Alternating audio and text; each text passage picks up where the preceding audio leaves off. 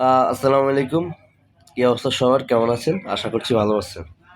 তো আমি কিছু কথা বলতে আসছি। কথাগুলো হচ্ছে যে, আমাদের বর্তমান বাংলাদেশের যে পরিস্থিতি, যে আমাদের আশেপাশে আমরা যা দেখতেছি, দুর্ঘটনা বলেন, ছিনতাইকারী, হ্যাঁ? খুন-খারাপি।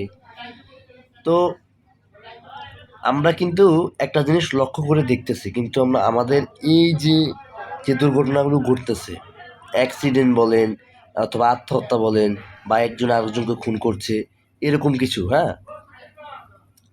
আজকে থেকে কিন্তু আরো ৫ বছর বললেন কিংবা ১০ বছর আগে কিন্তু এরকমটা হতো না, হয়নি। তো ওই যে একটা কথা আছে না যে মানুষ বলে যে আ কেয়ামত অতি শীঘ্রই, আসলে হয়তো তাওই। তো হাদিসে বর্ণিত যে কেয়ামতের সময় কিছু আলামত ঘটবে বা আলামত আমাদের চোখে আসবে। তো সেই আলামতগুলো আমরা দেখতে পাচ্ছি। আল্লাহ তাআলা আমাদের সকলকে বুঝার তৌফিক দান করুক এবং কি ভালো পথে সঠিক পথে থাকার তৌফিক দান করুক। আসসালামু আলাইকুম।